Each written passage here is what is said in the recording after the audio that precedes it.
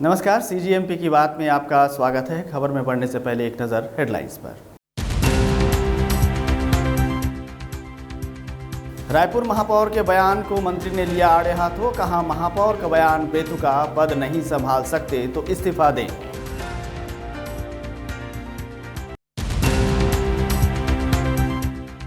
Madhya Pradesh PCC chief ने दिया बड़ा बयान। कहा, पीएम मोदी ने चुनाव प्रचार में कही झूठी बातें, कांग्रेस के न्यायपत्र पर लगाया बेतुका आरोप।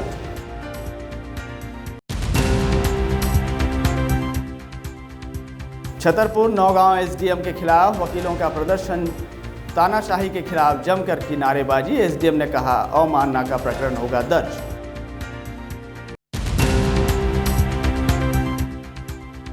रायपुर में नलों की टोटी रही सूखी, 9 वार्ड हुए प्रभावित। 16 मई की सुबह से सामान्य होगी जलापूर्ति।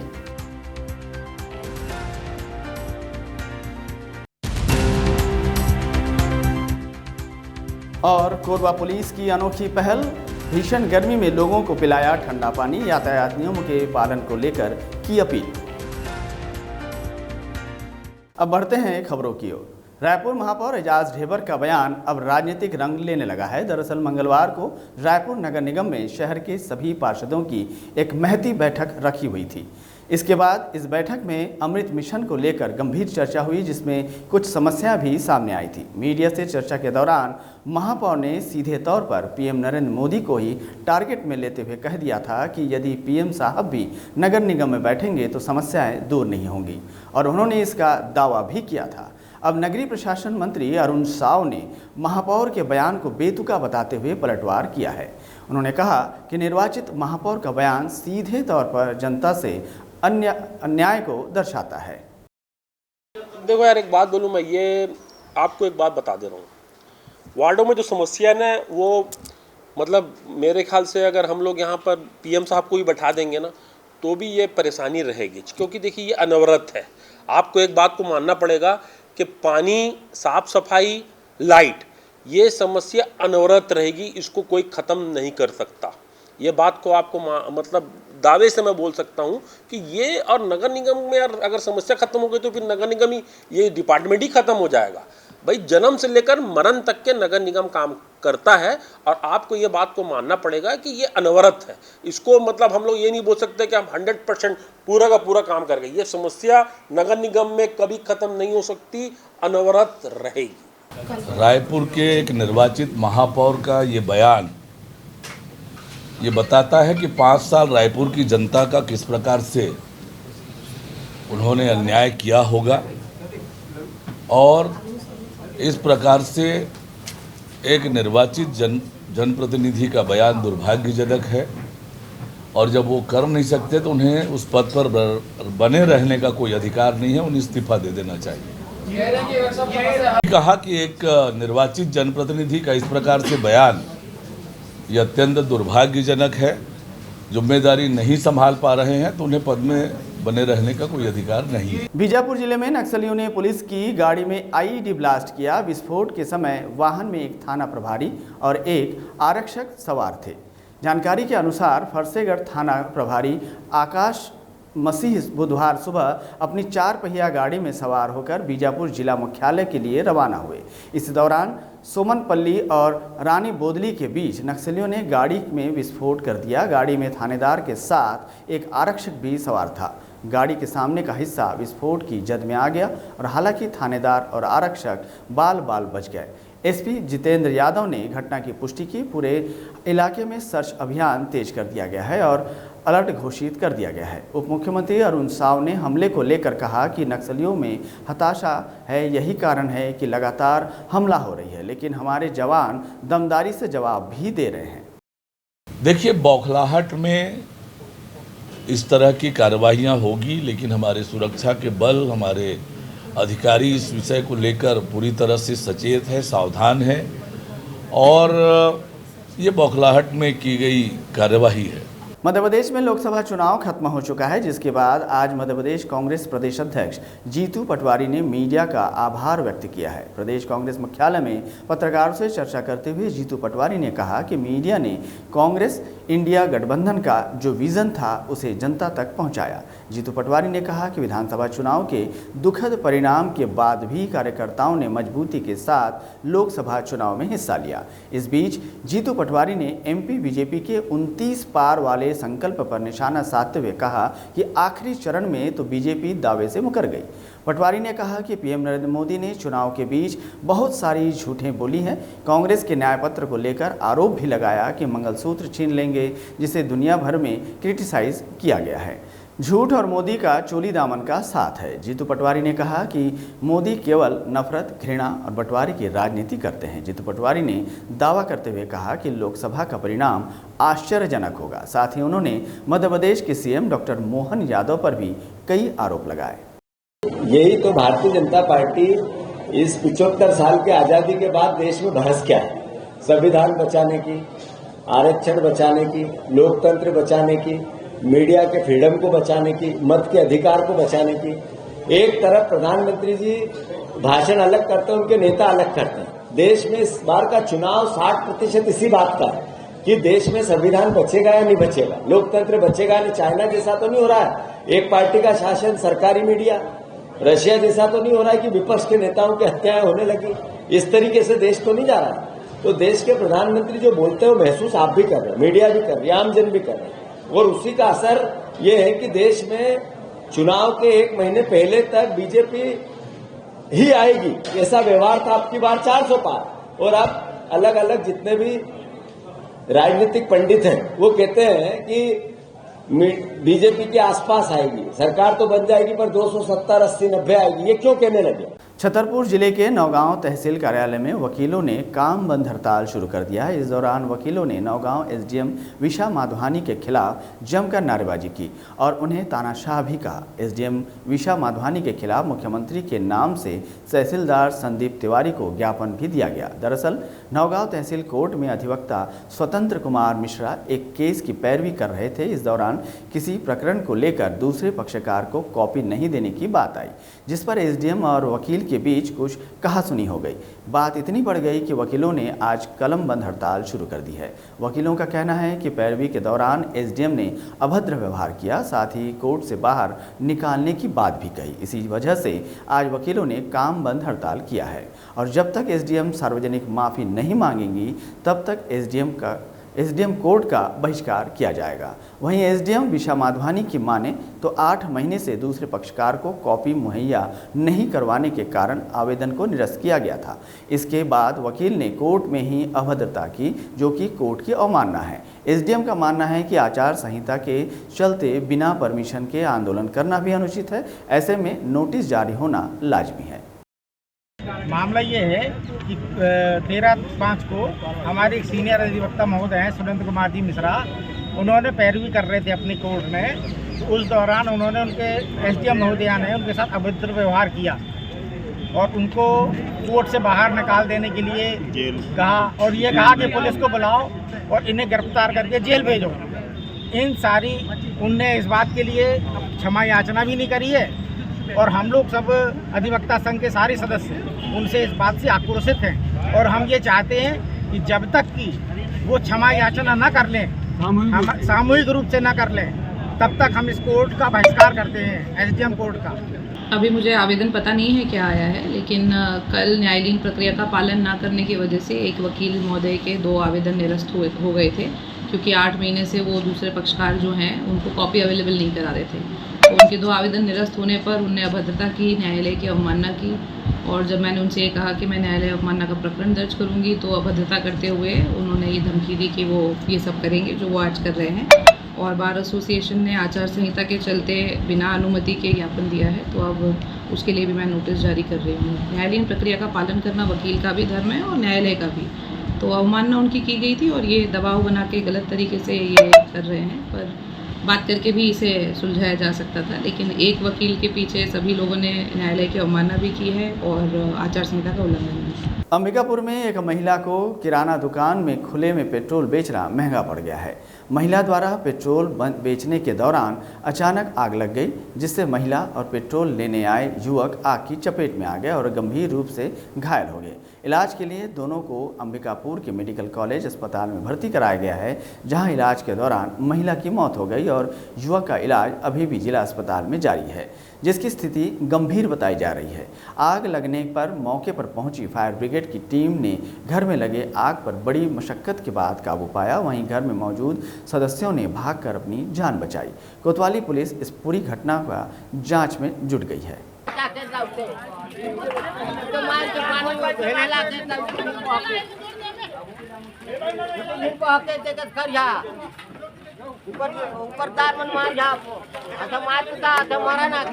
फायर ब्रिगेड बिना कवर नहीं हो। हाँ, कहाँ का पूरा कंडी कोराई पूरा लपेट। कोतवाली थाना के अंतर्गत ग्राम दुर्गापुर के गांव में बने स्टॉप डैम में बुजुर्ग की डूबने से मौत हो गई।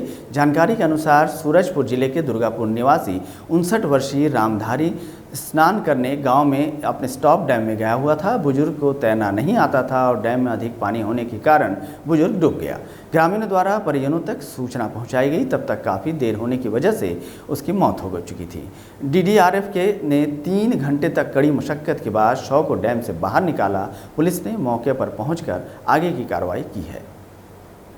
कल लगभग दोपहर को दुर्गापुर निवासी रामधारी धर्महार दुर्गापुर में बने एनिकेट डैम में नहाने गया हुआ था, जो नहाने के दौरान पानी में डूबने से उसकी मृत्यु हो गई।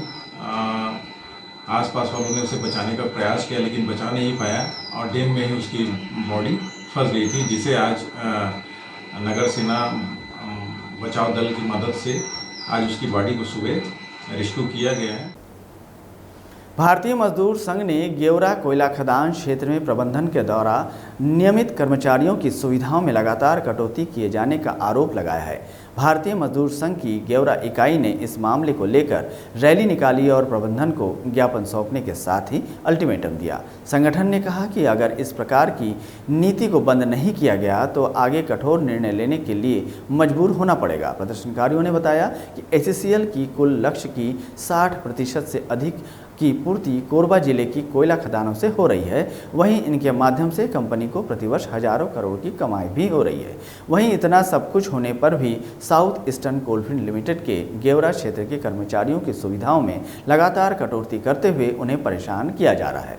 भारतीय मजदूर संघ की गेवरा इकाई ने इसी मामले को लेकर अपना विरोध दर्ज कराया और क्षेत्रीय कार्मिक प्रबंधक को ज्ञापन सौंपा।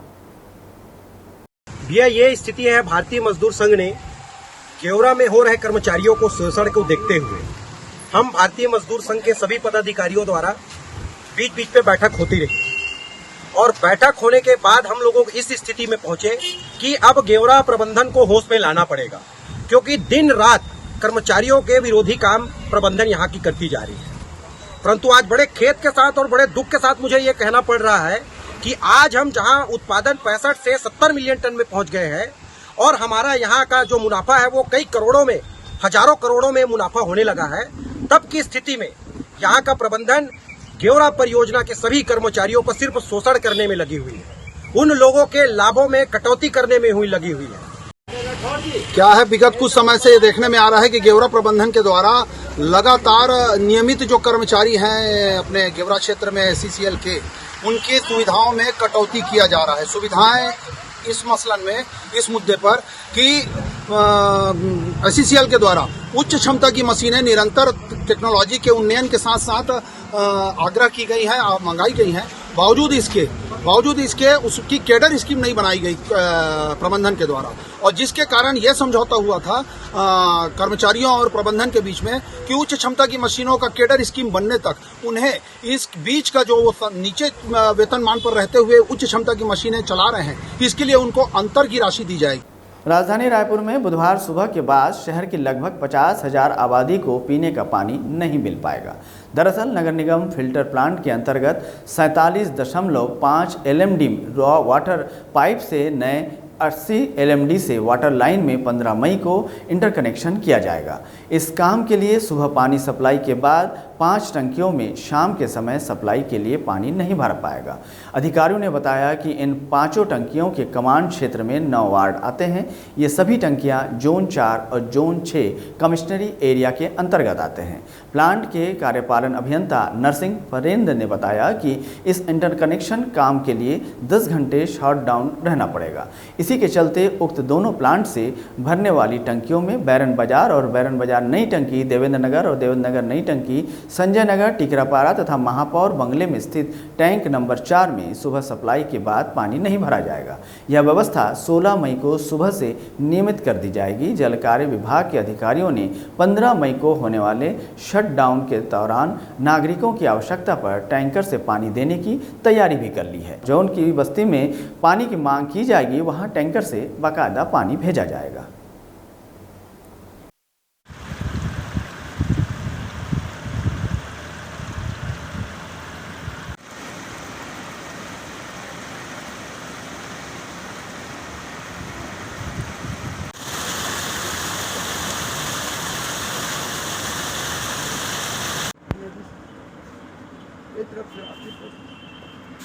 टंकी साफ कर रहे सर तो हजबंद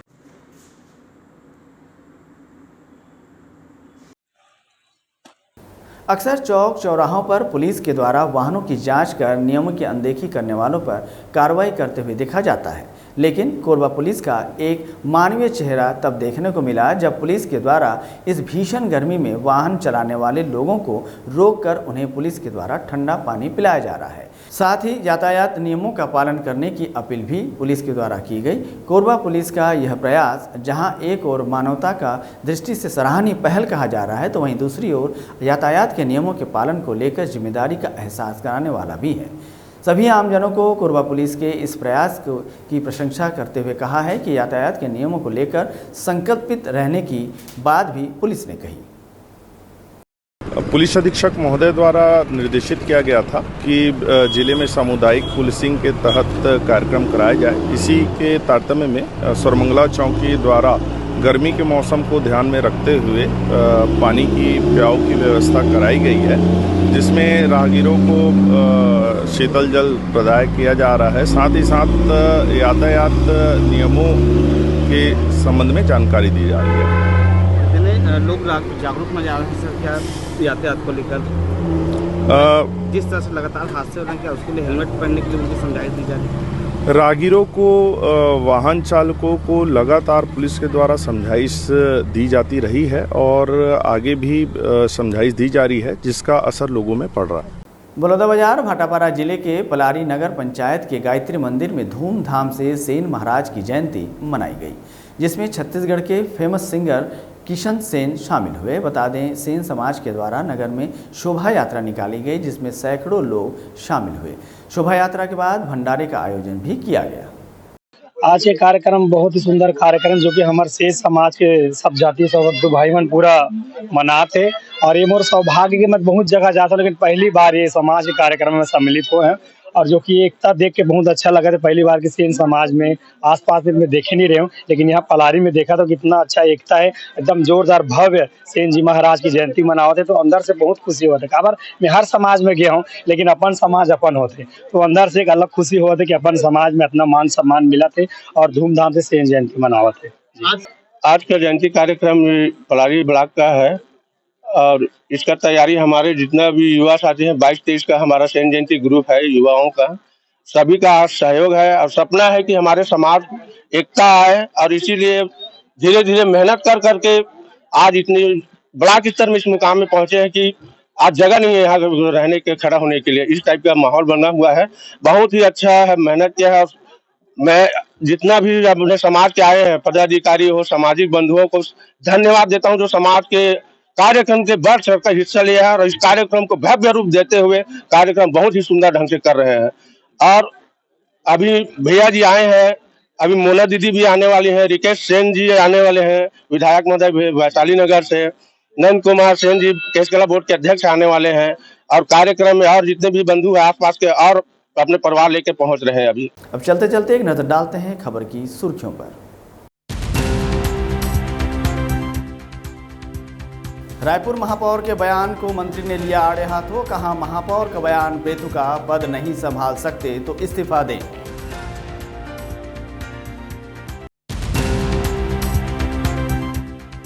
मध्य प्रदेश पीसीसी चीफ ने दिया बड़ा बयान, कहा पीएम मोदी ने चुनाव प्रचार में कही झूठी बातें, कांग्रेस के न्यायपत्र पर लगाया बेतुका आरोप।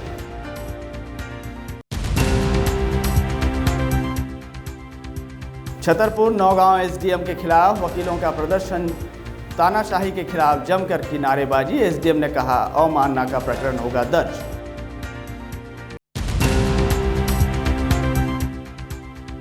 रायपुर में नलों की टोटी रही सूखी, 9 वार्ड हुए प्रभावित, 16 मई की सुबह से सामान्य होगी जलापूर्ति।